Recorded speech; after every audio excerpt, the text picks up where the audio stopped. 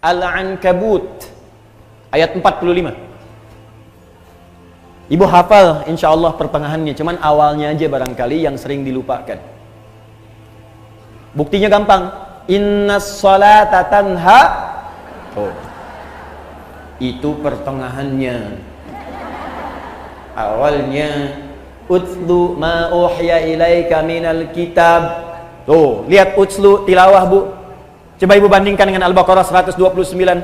Rabbana wab'ats fihim rasulan minhum yatslu alaihim ayatika. Yatslu itu baca, pelajari. Perintahnya utslu. Sebelum Anda sholat, baca dulu, pelajari dulu, lihat keterangan yang bersumber dari Nabi. Utslu, watslu, utslu. Lihat ayatnya, lihat keterangannya. Ada kan? Terus utslu ma uhiya ilaika minal kitab. Kitab ada lagi disebutkan. Ya, Rabbana wab'ats fihim rasulan minhum yatslu utslu. Yatslu alaihim ayatika wa yu'allimuhumul kitab. Kitab disebutkan lagi. Utslu ma uhiya ilaika minal kitab. Kata Al-Quran, ibu sebelum sholat jangan tergesa-gesa untuk sholat. Keluarkan dulu semua tuntunan dari Nabi bagaimana cara sholat yang baik. Pahami bacaannya. Utslu itu punya 3 arti dari kata tilawah. Utslu dari kata tilawah punya 3 arti. 1, baca. 2, pahami yang dibaca. 3, amalkan yang dipahami itu. Tilawah namanya. Makanya kalau ada orang baca Quran, supaya kita paham, di sampingnya kan ada yang menerjemahkan kan? Siapa yang menerjemahkan itu? Sari tilawah. Sebetulnya orang Arab itu tidak mengenal sari, kenalnya tilawah. Tilawah. Cuman mungkin di Indonesia yang pertama kali tilawah itu Bu Sari. Makanya disebut sari tilawah. Ya, coba kalau Adi, mungkin Adi tilawah gitu ya, atau Daan tilawah gitu. Bisa. Ya. Jadi enggak, sari tilawah itu sebetulnya tambahan sarinya. Ya, sari tilawah, sarinya itu tambahan. Yang betulnya tilawahnya. Cuman karena mungkin pertama kali yang tilawah Bu Sari, makanya sari tilawah. Tapi poinnya, kenapa ada sari tilawah? Supaya bisa memahamkan kepada kita apa yang dimaksud bacaan tadi. Nah, persis sama dalam sholat. Kata Allah sebelum sholat, baca dulu bacaan sholat. Pahami dulu. Memahami sesuatu disebut fikih namanya. Ini. Bisa tulis. Fikih. Makanya kalau ibu belajar tentang hukum ibadah, itu pasti semua fikih. Nggak ada tulisan ilmu, fikih. Coba ibu cari ya, buku tentang sholat, pasti judulnya fikih sholat. Tentang zakat, fikih zakat. Tentang haji umrah, fikih haji. Ibu nggak akan temukan buku judulnya ilmu sholat. Nggak ada. Ilmu haji nggak ada. Yang ada fikih.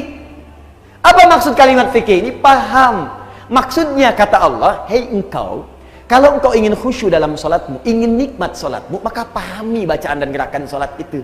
Jangan sampai engkau sholat tapi tidak mengerti yang dibaca. Coba jujur pada diri kita masing-masing ya. Jujur saja. Dari sekian ribuan kali sholat yang kita tunaikan, ruku dan sujud, berapa persen bacaan sholat yang dipahami? Tuh. Katanya ibu pengen khusyuk tapi nggak ngerti yang dilakukan, bagaimana bisa khusyuk? Ruku tapi nggak paham bacaan ruku. Sujud nggak ngerti bacaan sujud, mustahil kita bisa mendapatkan kekhusyuan itu. Nah, ini bagian pertama, utslu ma uhya ilaika minal kitab. Ini kitab ini. Kemudian wa aqimis shalah, setelah paham tadi bacaan gerakannya, tunaikan salat. Ini. Sekarang perhatikan, apa hikmah tertinggi dari salat itu? Teruskan ayatnya. Innas sholata tanha 'anil fahsya. Itulah akhlak. Kata Allah, kalau sholat seseorang benar, maka ukurannya adalah dia akan terbebas dari perbuatan keji dan munkar. Di sholat yang ditunaikan dengan benar. Dan semua bacaan sholat dalam Al-Quran, semua bacaan sholat, kalimat sholat dalam Al-Quran yang bermakna ibadah, dari mulai takbir sampai dengan salam, seluruhnya menggunakan alif lam.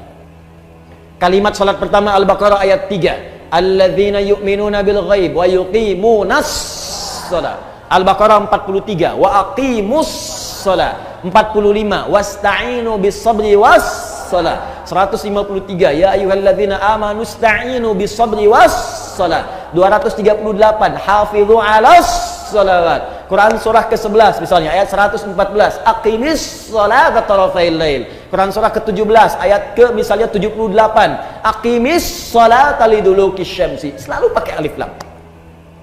Itu artinya kalau kita sholat mesti benar. Nah, kalau sholatnya benar, apa dampaknya dari situ? Akhlak. Tanha anil fahsya'i wal munkar. Maaf, semua orang baik itu sumber kebaikannya terbebas dari dua ini. Mohon izin Bu ya, kalau ibu anaknya, cucunya, atau kita sendiri ingin baik, rumusnya gampang. Bebaskan dari dua sumber ini. Tidak ada yang ketiga. Di keburukan itu cuma dua. Kalau bukan fahsya, pasti munkar. Kalau bukan fahsya, pasti munkar. Apa itu fahsya? Keji. Apa itu keji? Fahsya. Fahsya, keburukan yang bersumber dari syahwat. Pornografi, porno aksi, LGBT, yang jorok-jorok, yang kotor itu fahsya. Awas, hati-hati. Saya ulang ya. Pornografi, porno aksi, LGBT, homo, lesbi, transgender, sejenisnya itu fahsya namanya. Jadi mustahil ada orang sholat berbuat fahsya, mustahil. Makanya ketika seseorang sholatnya benar, itu pasti akan memberikan perisai pada dirinya dari perbuatan fahsya. Nih Bu ya, gak usah jauh-jauh. Kalau sholat kita benar, ibu lihat gambar di handphone, buka misalnya, ya. Begitu ingin lihat berita, tiba-tiba ada gambar yang tidak elok. Itu kalau sholat kita benar, dalam hati kita ada yang disebut dengan burhan namanya. Apa namanya? Burhan. Itu ada Ustadz Yusuf Burhan. Burhan. Laula an ra'a burhana rabbi. Burhan. Burhan itu petunjuk Allah. Saya ulang ya. Burhan itu petunjuk Allah yang muncul dalam hati, yang menjauhkan kita dari maksiat. Petunjuk Allah yang muncul dalam hati, yang menjauhkan kita dari maksiat. Nabi Yusuf pernah diajak berduaan oleh seorang perempuan, istri seorang pembesar, untuk melakukan hubungan yang tidak dibenarkan.